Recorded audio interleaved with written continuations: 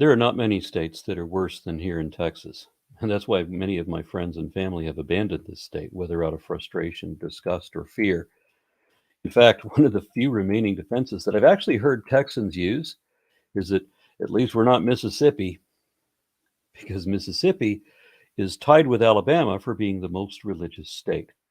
Mississippi is also the most conservative state and the poorest state as well, a trend that is apparently consistent with extremely red states.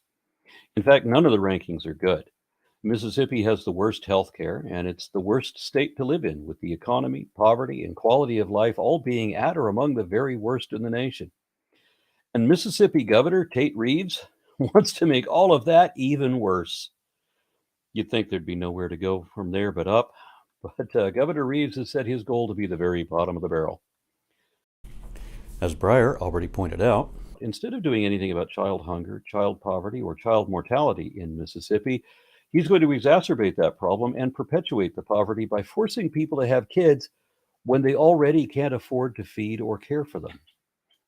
Now, to his credit, Reeves is doing something, providing some aid to underprivileged mothers, for up to 1 year, as long as the babies are babies, even though he admits that he feels philosophically uncomfortable about helping poor people, because Christianity was never about charity or brotherly love, despite what that guy Jesus sometimes said.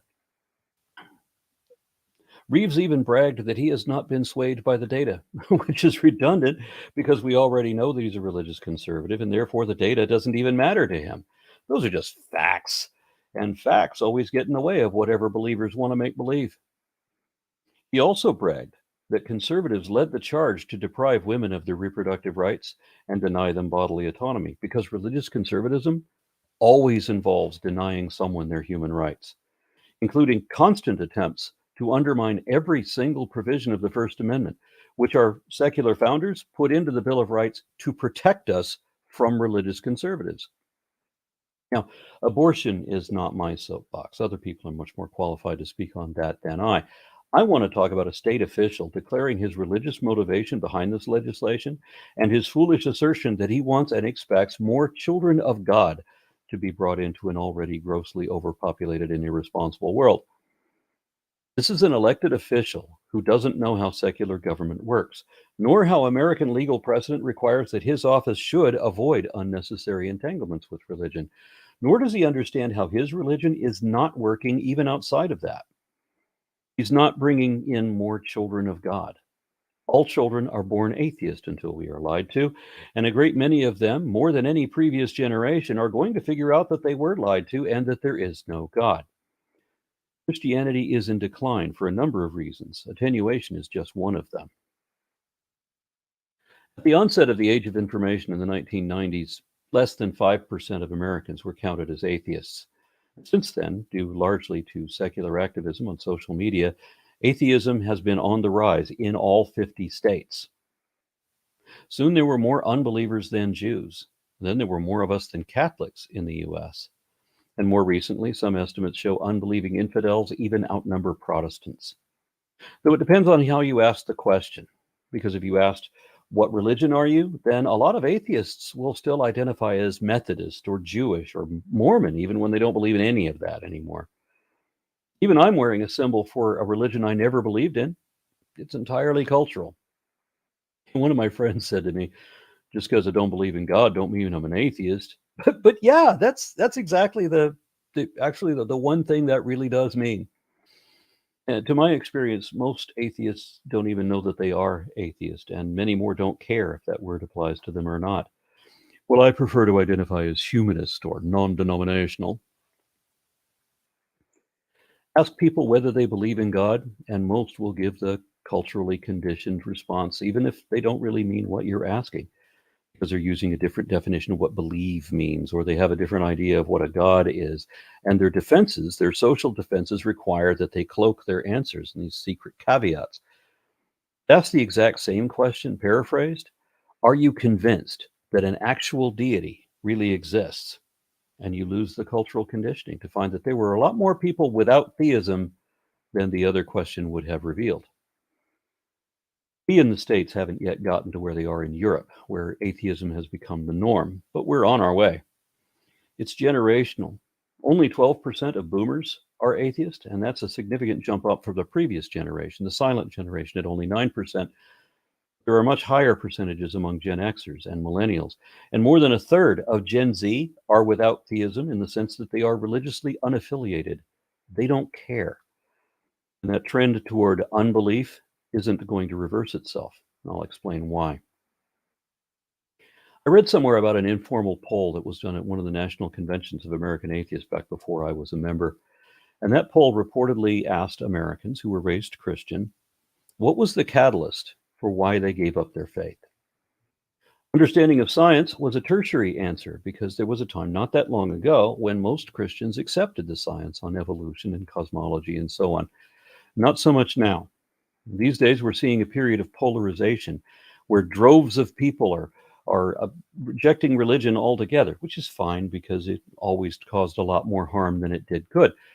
But while Christianity is in decline, creationism, which is a form of religious extremism, is seemingly paradoxically on the rise, as the other half of the populace are abandoning reason altogether. It explains a lot of our political woes at the moment, most or all of them, in fact. This trend is extremely dangerous, explosive, and cannot continue, not just because we don't want to allow it, but because they can only take it so far before it implodes on itself and its victims are forced to recover their former faculties to at least some degree. The second most popular answer as to why Americans tend to lose their faith was the hypocrisy of the church.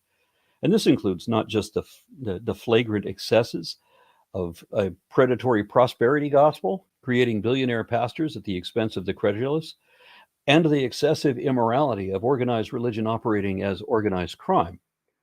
It also includes the hypocrisy of homophobic preachers being frequently caught with boys in their employ. And more importantly, it includes the very obvious lies misrepresenting science, but also further marginalizing minorities to the point that even the victimizers realize that this is wrong and we shouldn't be doing this.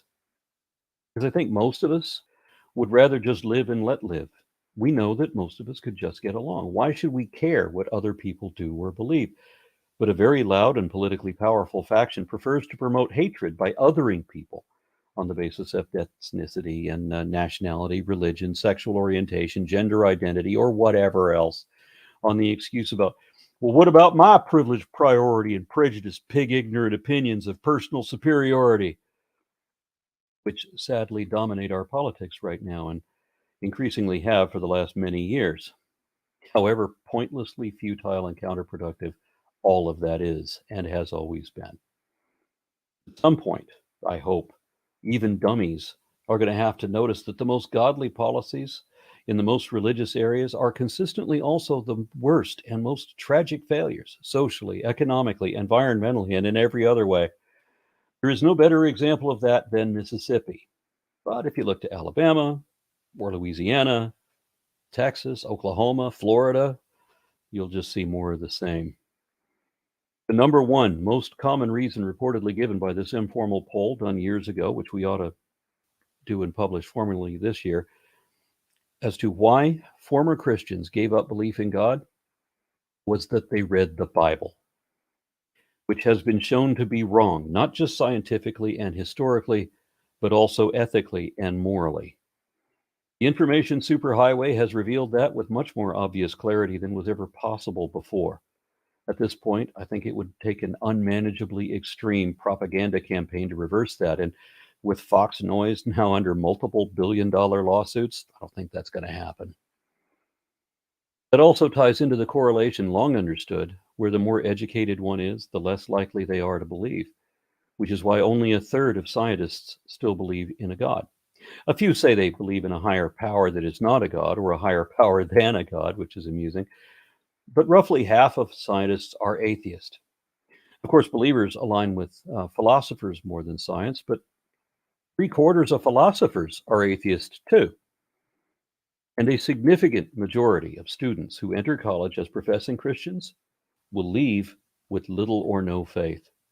And this is not because college is lying to them, but because for many of them, this is probably the first time they're being told the truth.